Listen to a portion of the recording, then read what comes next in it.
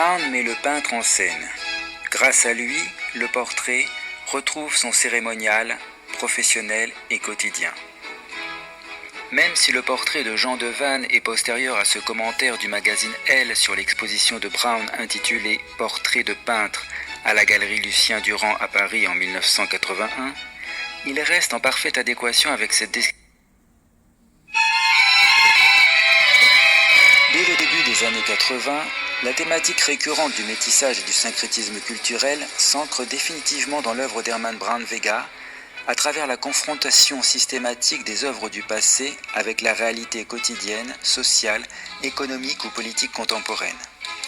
Mais pour la première fois en 1984, pour tenter de deviner l'histoire que se raconte Brown Vega lorsqu'il peint ce clair-obscur intime numéro 1, il faut avoir en tête la série Nord-Sud qu'il a réalisée à la même époque.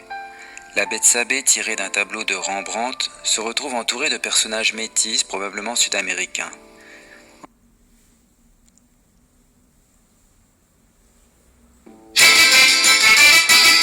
Au centre du marché, la naine, tirée du tableau de Velázquez Les Ménines, tient dans la main un fruit provenant de l'un des étals de ce marché péruvien, pour nous rappeler que beaucoup de fruits qui, aujourd'hui, nous sont familiers en Europe, sont en fait originaires, entre autres, de l'Amérique du Sud.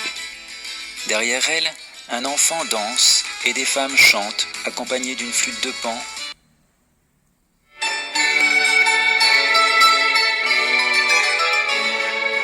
Herman Brown, qui aimait les jeux de mots, choisit pour titre de l'autoportrait où il se représente avec sa femme, autoportrait avec elle, où elle ne s'écrit pas E2LE comme on pourrait l'entendre, mais comme l'initiale du prénom. Depuis plus de 10 ans, le sujet privilégié de l'œuvre d'Herman Brown est la peinture. On a pu voir successivement la mise à nu des Ménines de Velázquez, une série qui mettait en évidence l'influence d'Édouard Manet sur Picasso, ou encore l'enlèvement des Sabines par Poussin confronté aux événements sociaux et politiques actuels. Aujourd'hui, les grands tableaux sur bois d'Herman Brown sont consacrés à des peintres vivants. On peut saluer la virtuosité du peintre, mais l'intérêt de cette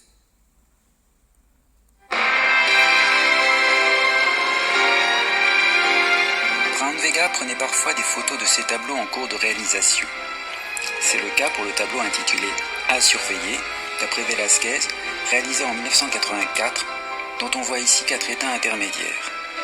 Ils illustrent ce que Brown Vega expliquait de son processus de création. Il ne fait quasiment pas de dessin au croquis préparatoire.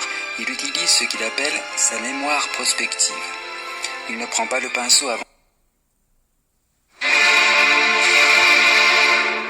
Double éclairage sur Occident est une allégorie de l'omniprésence du pouvoir, comme c'est le cas des Ménines de Velázquez, où le roi et la reine qui apparaissent dans le miroir, hors du tableau, contrôlent la scène, Velázquez et même nous, spectateurs.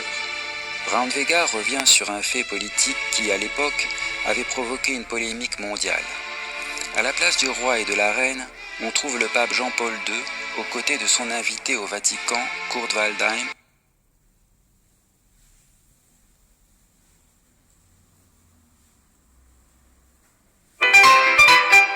Dans le même esprit que ces portraits de peintres qui ne sont pas qu'une simple représentation physique du modèle, Brown Vega a aussi fait le portrait de ses amis écrivains comme Julio Ramón Ribeiro, Georges Semprin et Alain Jouffroy en 1978, mais aussi Jean-Michel Ribes en 1982. Toutefois, le portrait de Jean-Michel Ribes a été retouché 30 ans plus tard, en 2012.